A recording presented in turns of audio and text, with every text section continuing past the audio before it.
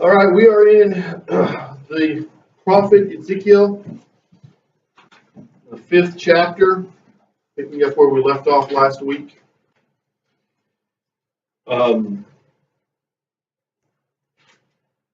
So far, we've read about the vision of the prophet, how he encountered Mashiach face to face, pre-incarnate form, how the very Ruach HaKodesh shone from inside of him in the vision.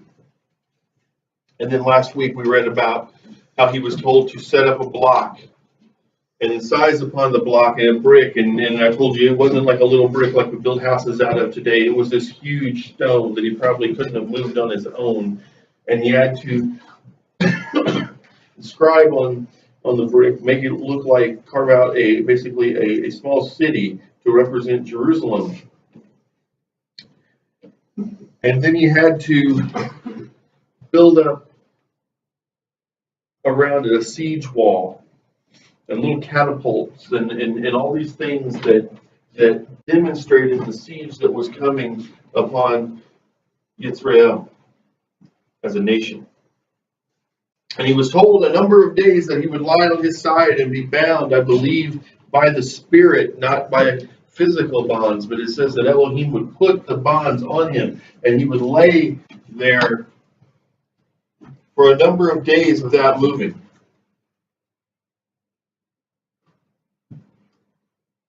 And then he was told that he would lay on the other side for a number of days without moving. And each one, the first number of days, would represent the number of years that the kingdom of Israel would be under siege.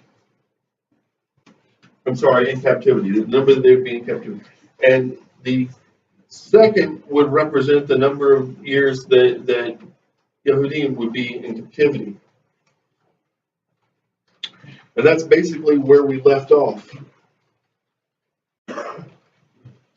And beginning in chapter 5, it says, "And you, O mortal, take a sharp knife, use it as a barber's razor, and pass it over your head and beard. Then take the scales and divide the hair. When the days of the siege are completed, destroy a third part of the fire in the city." This is very confusing. I'm not sure why, even in the Jewish Publication Society, this is one of the few things I've found that I disagree with their translation. I believe the words are correct. I believe their punctuation is wrong. You have to remember, in Paleo Hebrew and even generally when we write Hebrew today, if you read Hebrew, the Hebrew side of your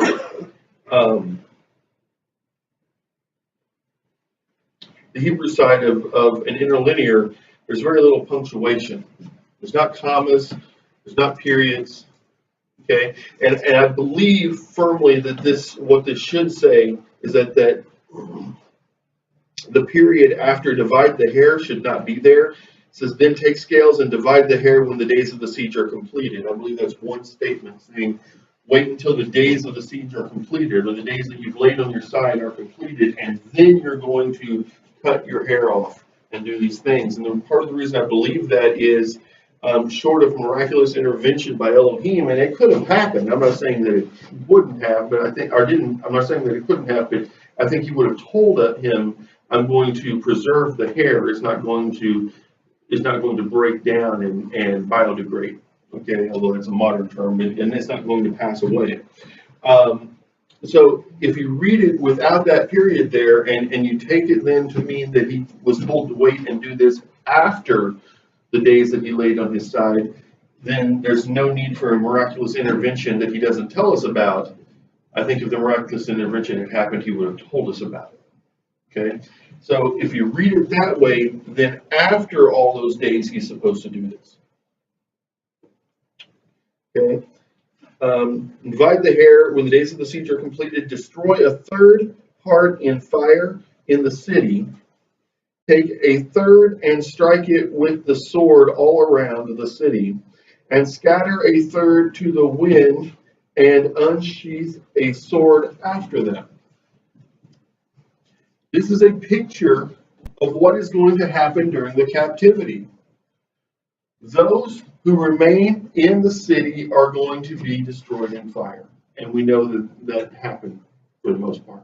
Okay, we know that when Ezra and Nehemiah came back, the city had been burned, even the temple had been burned and had been rebuilt. They could reuse the stones, but everything else had to be found and brought in.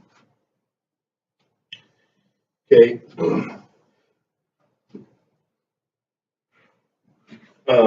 Take a third and strike it with the sword all around the city. So, and that represents the people who went out into captivity and who died either on their way to the captivity or during the captivity. Okay, they were put to death. It says, and scatter a third to the wind and unsheath a sword after them, and that represents what have come to be known as the so-called 10 lost tribes. It was actually 9.5 tribes, and they're not really lost. They're quote-unquote lost to secular history. If you do your study, it's pretty easy to see where most of them are. Actually, at the end of Melech's teaching, I was talking about the Dunn clan that went and hid in Scotland, from which my daughter here is descended on her mother's side. The Dunn clan is from the tribe of Dan, which is one of those 9.5 tribes that went into hiding.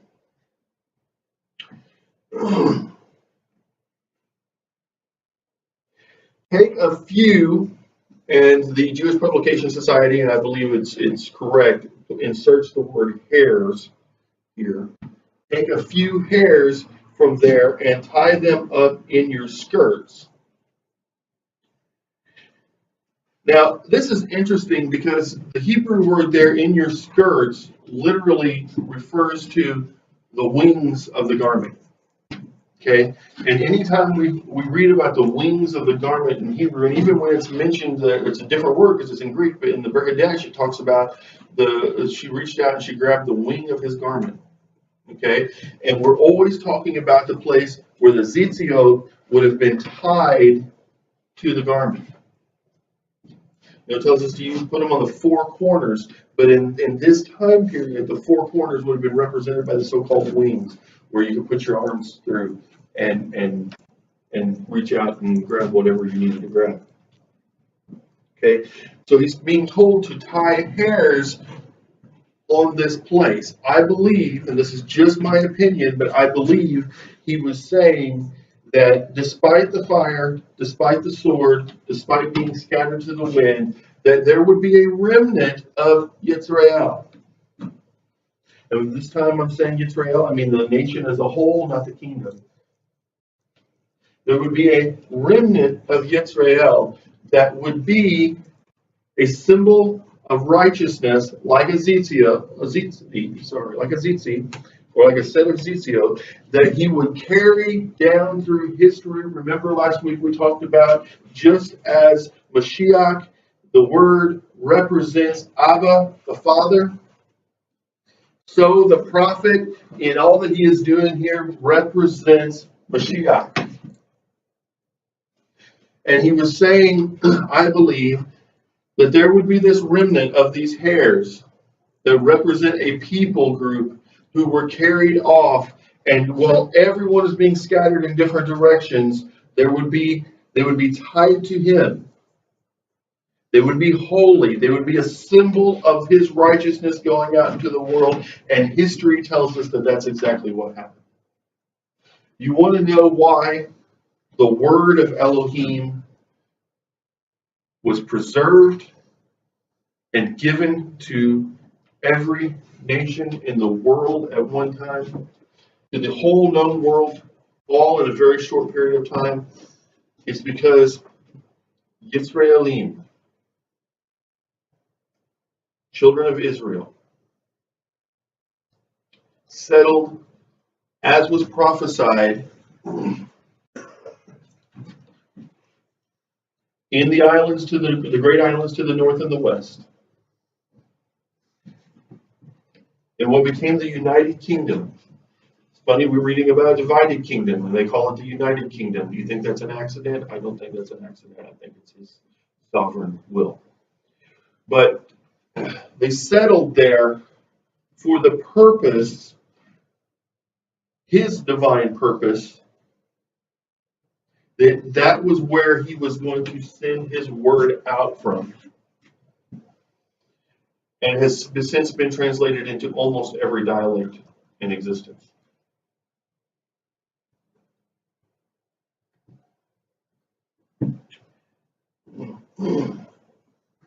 And take some more of them and cast them into the fire and burn them in the fire. From this a fire shall go out upon the whole house of Israel. Thus said Yahovah Elohim,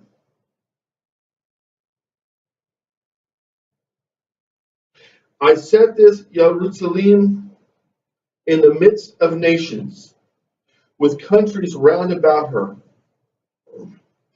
But she rebelled against my rules and my laws, acting more wickedly than the nations and the countries round about her. She rejected my rules and disobeyed my laws.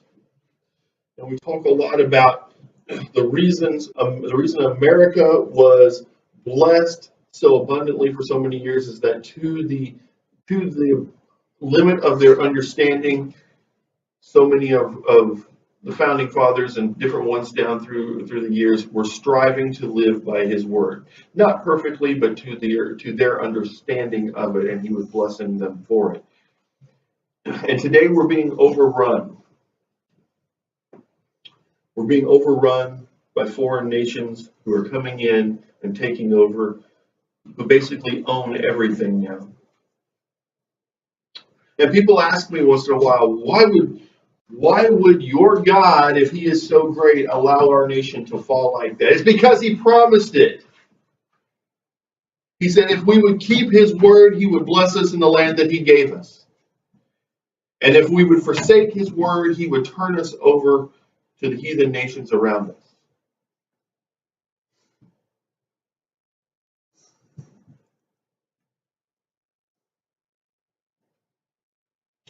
Assuredly, thus said Jehovah Elohim, because you have outdone the nations that are round about you, you have not obeyed my laws or followed my rules, nor have you observed the rules of the nations round about you. You know, he even throws in the allowance, even if you had forsaken the Torah and still done some right things because you obeyed man's law, I would have blessed you somewhat for that, but you broke that too.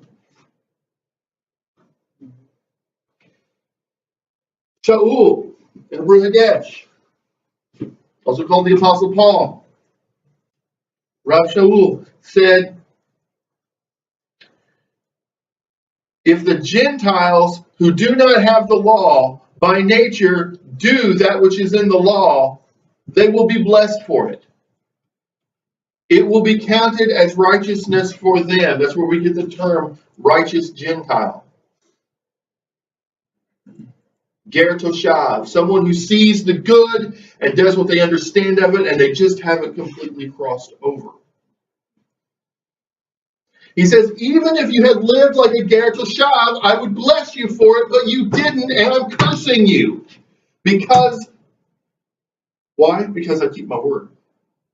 If you won't keep my word, I will have to keep my word. Think about that. If we don't want him to keep his word concerning cursings, we should keep his word concerning promises.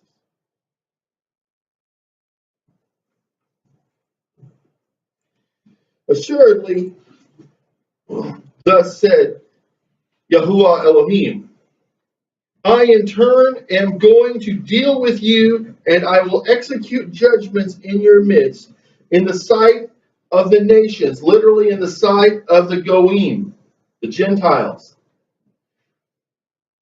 He has set us apart, commanded us to be holy, and if we won't obey what he tells us to obey, he will punish us in the sight of the Gentiles. Why? For his name's sake, so that they will see that he is a great and awesome God, that he is the Elohim above all other Elohim, and they will fear him because they will say, if he did this to the people that he set apart for disobedience, what will he do to us? And by that, just as on Pesach, the original Pesach, it was a mixed multitude who came out of Mitzrayim. It was a mixed multitude that came to the base of Mount Sinai.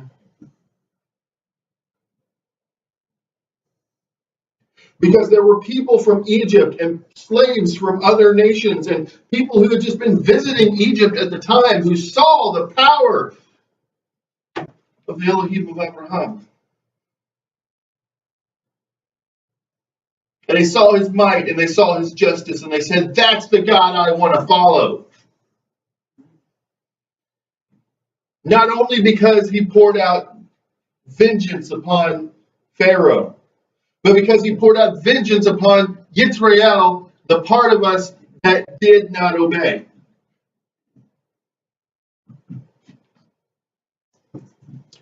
On account of all your abominations. You notice he doesn't say iniquity like he did in the past. All your abominations. You know what iniquity is? When we translate it to, when it's properly translated, there are three different words there. The word that's properly translated to sin just means to miss the mark. Oh, I messed up. I didn't mean to do it. Iniquity means a willful transgression of the law. I knew it was wrong and I did it anyway. You know what the word translated to abomination here means? It means the most hated of hated things. Because you have done the most hated of hated things. I will do among you what I have never done, and the like of which I will never do again. Thank you, Abba, for that promise. It will never again be as terrible as what it was on that day. But since then, we've had the Holocaust and 6 million Jews died just for having a bloodline.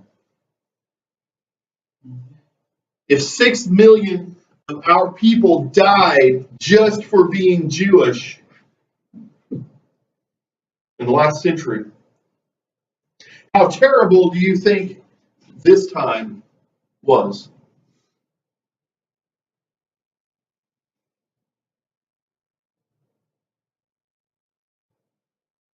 Assuredly, parents shall eat their children in your midst, and children shall eat their parents. I will execute judgment against you, and I will scatter all your survivors in every direction. Now, we know that happened. He scattered all the survivors in every direction. Do we know that parents ate their children and children ate their parents? Yes. We know that in the captivity that came, that happened. And people say, isn't it wonderful that he wouldn't let that happen now? And yet, you know, even before I stopped drinking soft drinks for general health reasons, there was a brand of soft drinks that I stopped drinking. And all of their food products related to it, I abstained from until I did some more research. And here is why. There is a company that specializes in making flavors for different foods. Okay? If I'm producing a food and the flavor isn't quite what I want, I could hire this company and they would create a flavor that was better, that was going to entice people. And major food corporations used this company. This was a multi-billion-dollar company, and then somebody figured out that they were taking kidney cells from aborted babies and using them as part of the flavoring process for this company and other companies. And when this was found out and the other companies all looked into it, they all dropped it. And the stock value of that company that produced the flavors plummeted and they almost went out of business. But one corporation said, well, we're not really sure if they put that in our flavors. We're just not worried about it. And when I found this out, when I actually read on their own website their statement that they're not sure that it was contaminated with human parts,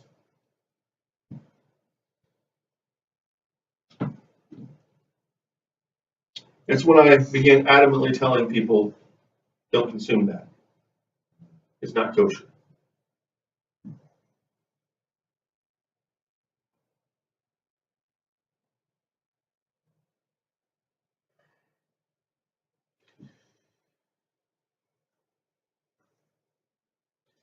We live in a time when more babies are killed than our servicemen are killed in war. More babies have been killed. I think it's twice over now. More babies have been killed since the year 2000 than Jews were killed in the Holocaust. And part of those sacrificed children, and that's really what it is, it's just a modern form of the sacrifice of Molech, passing your children through the fire.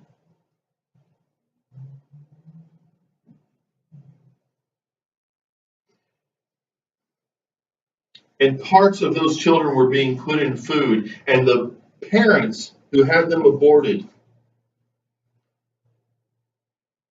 were eating that. Maybe not the parts of their own children, but as a society, people are still consuming that. In America, in the 21st century, and people say, oh, I'm so glad that could never happen to us here today. He would never let that happen. That's baloney, and baloney is not kosher.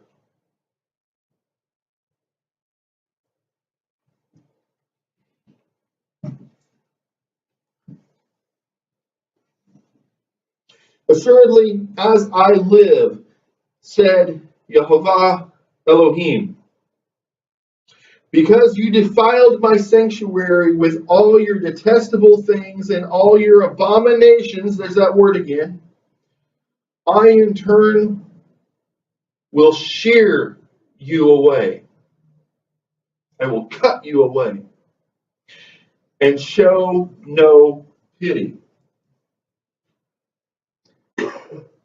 I in turn will show no compassion. 1/3 of you shall die of pestilence or perish in the midst by famine.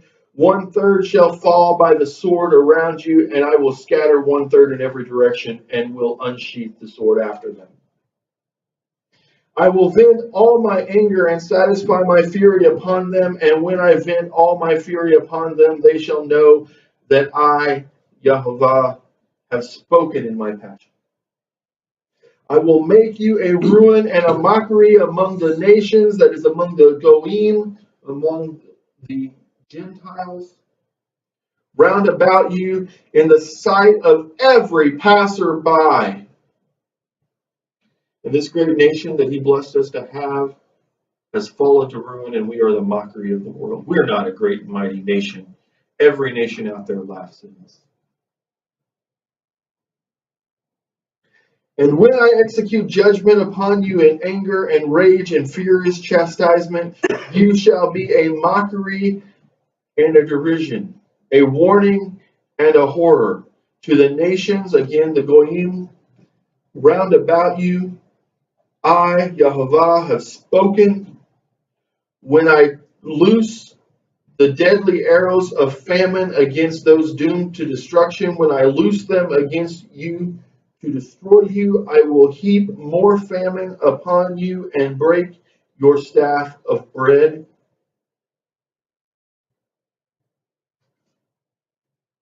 I don't think those words were chosen lightly. I will break your staff of bread.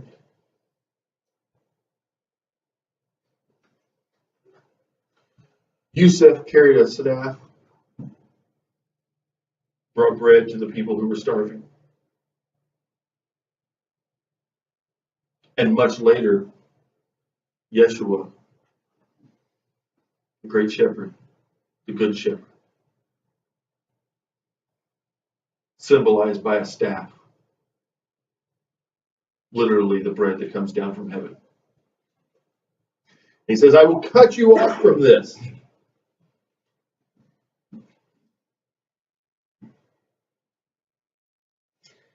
I will let loose against you famine and wild beasts, and they shall bereave you. Pestilence and bloodshed shall sweep through you, and I will bring the sword upon you.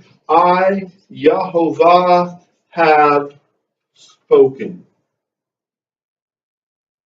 And every time I read that, I just want to read the next thing because that leaves me chills, and I want to know what the blessings are that we can have. But I think it's good that this artificial break of a chapter was put here because I think this is something that we all need to meditate on in the coming week. We're not too far. It says it'll never be that bad again, but we're not too far. we're not too far from slipping down a slippery slope.